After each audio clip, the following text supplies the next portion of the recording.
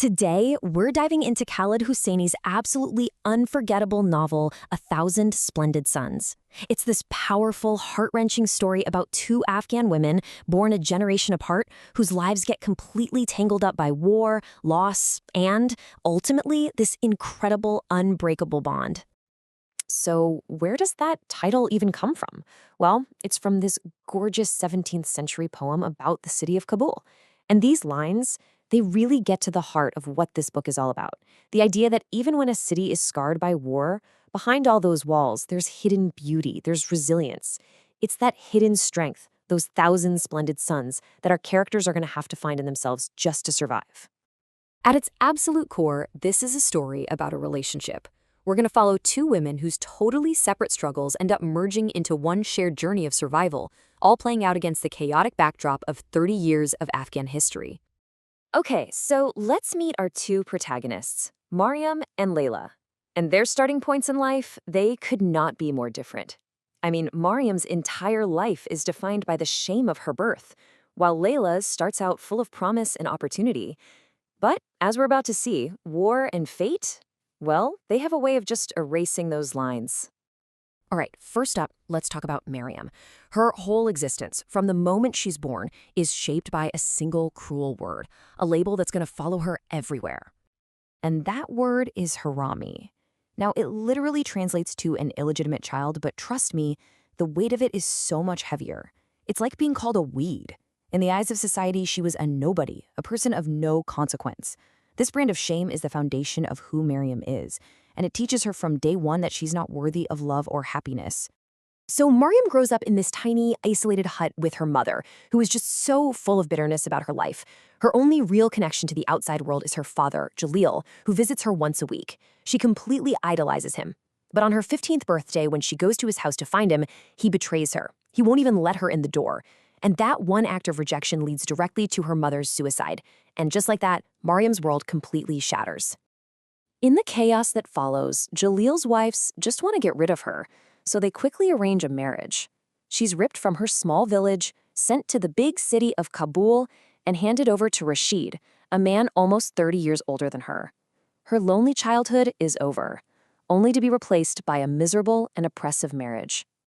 Okay, so now let's switch gears and meet our second protagonist, Laila. She's born in the very same city where Mariam is now stuck, but her experience of Kabul is like a different universe. I mean, the contrast is just night and day. While Mariam was kept illiterate and isolated, Laila grows up in a modern home where her father, a teacher, is adamant about her getting an education. He tells her she can be anything. Laila has friends, she has dreams, and she has this deep, wonderful love for her best friend Tariq. But all that hope and promise can't build a wall high enough to keep the war out.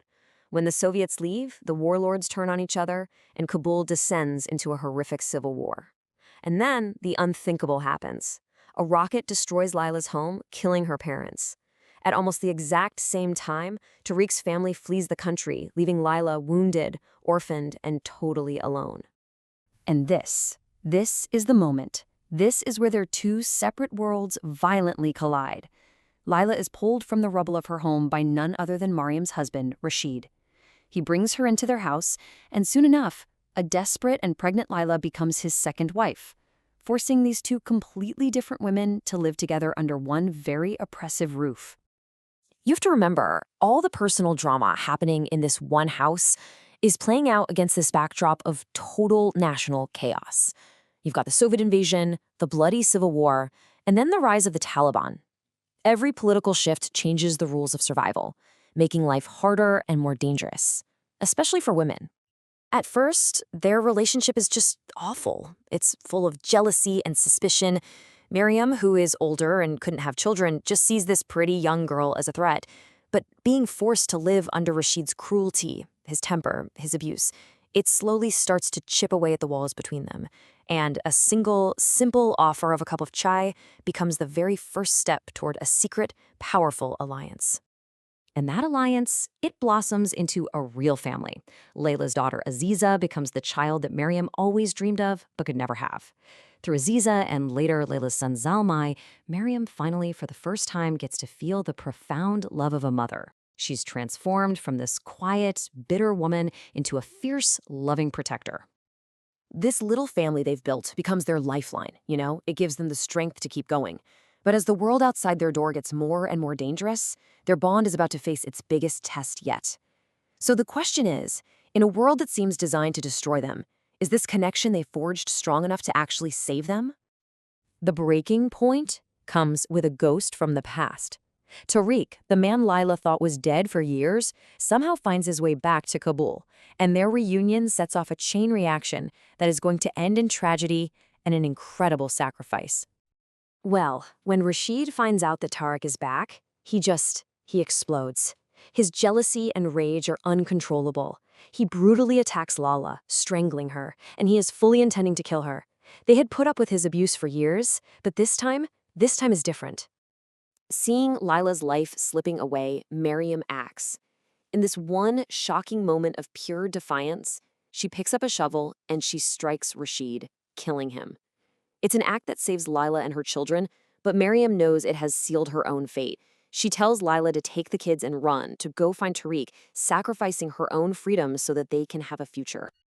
As Mariam walks to her public execution by the Taliban, she thinks back on her life, and she realizes she is no longer the shameful harami, that unwanted weed. Because of her love for Laila and the children, she had finally become someone who mattered, a person of consequence. Her end is tragic, absolutely, but in her own heart, it isn't a defeat. So, when you boil it all down, A Thousand Splendid Suns is a story about the unbelievable resilience of the human heart. It shows us how, even when faced with the most brutal oppression imaginable, the bond between two women can create this defiant little sanctuary of love, a true testament to the power of solidarity. The novel really leaves us with this one powerful question. It suggests that hope isn't about the absence of darkness. It's about the defiant act of finding and protecting those hidden suns, those moments of love and friendship and sacrifice that shine the brightest when the walls around you are the highest.